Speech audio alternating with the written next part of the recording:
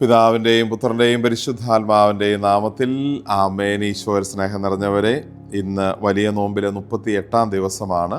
അതോടൊപ്പം സുപ്രധാനമായ ഒരു തിരുനാൾ കൂടി തിരുസഭയിൽ ഇന്ന് ആചരിക്കുന്നു. ഇന്ന് മംഗളവാർത്ത തിരുനാൾ ദിവസമാണ്. ഡിസംബർ 25 ഈശോയുടെ പിറവി അനുസ്മരിക്കുന്ന ആ ദിവസത്തിൽ നിന്ന് 9 മാസങ്ങൾ പുറകോട്ട് എണ്ണി എടുക്കുന്ന ദിവസമാണ് ഇന്ന് മാർച്ച് 25. അങ്ങനെയാണ് ഈ മംഗളവാർത്ത തിരുനാളിൻ്റെ ഒരു കണക്ക് സഭയിൽ സൂക്ഷിക്കപ്പെടുന്നത് എന്ന് പറയപ്പെടുന്നു. ഇന്ന് ഈ മംഗളവാർത്ത തിരുനാളിൽ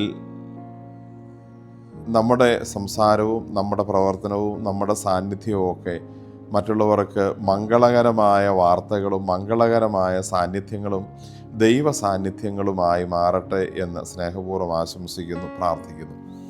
ഇന്ന് പരിശുദ്ധ കുർബാനയിൽ നമ്മൾ ഇതുമായി ബന്ധപ്പെട്ട് വായിച്ച് ധ്യാനിക്കുന്ന സുവിശേഷം വിശുദ്ധ ലൂക്കായുടെ സുവിശേഷം 1-ാം അധ്യായം 26 മുതൽ 38 വരെ വാക്യങ്ങളിൽ ഈശോയുടെ ജനനത്തെക്കുറിച്ച് പറയുന്ന അറിയിപ്പാണ്.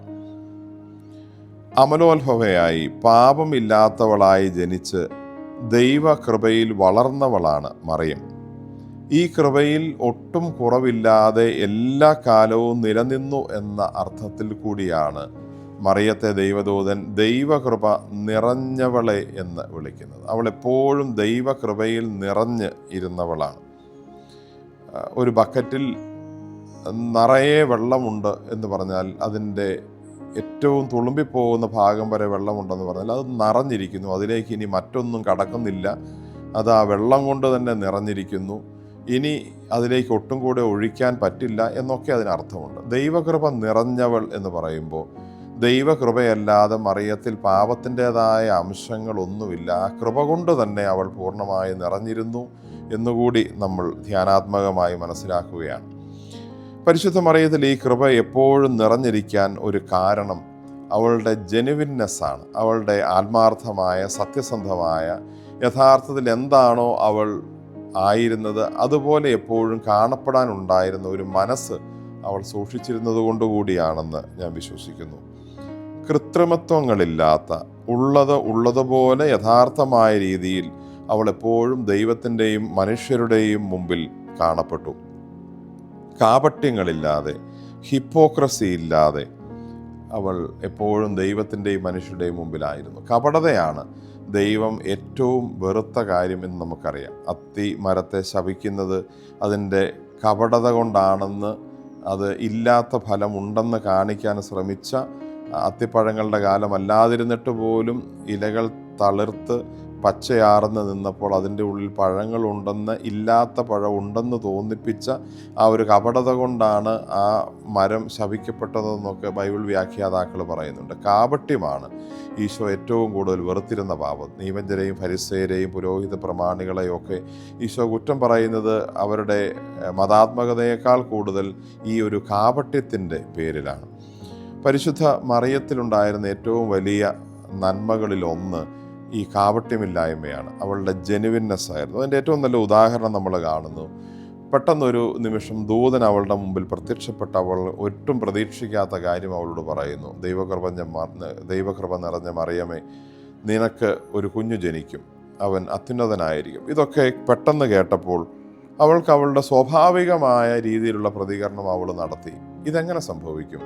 ഞാൻ പുരുഷനെ അറിയുന്നില്ലല്ലോ. അവളുടെ സംശയത്തെക്കാൾ ഉപരി അത് അവളുടെ ജെനുവിൻനെസ്സിൻ്റെ അടയാളമായിട്ടാണ് ദൈവം കണ്ടത്.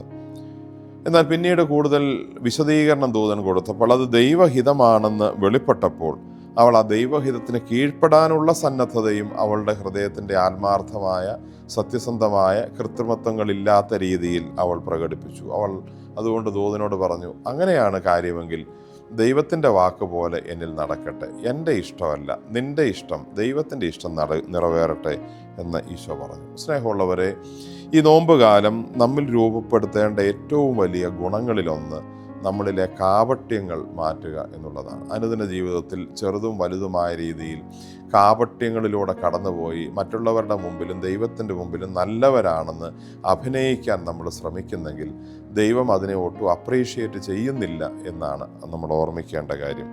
നമുക്ക് ദൈവത്തോടടുക്കാനും ദൈവത്തിന് നമ്മളോടടുക്കാനും ഏറ്റവും അത്യാവശ്യമുള്ള കാര്യം നമ്മളിലെ ആത്മാർത്ഥമായ, സത്യസന്ധമായ, കൃത്രിമത്വങ്ങളില്ലാത്ത, കാപട്യങ്ങളില്ലാത്ത ജീവിതശൈലിയാണ്.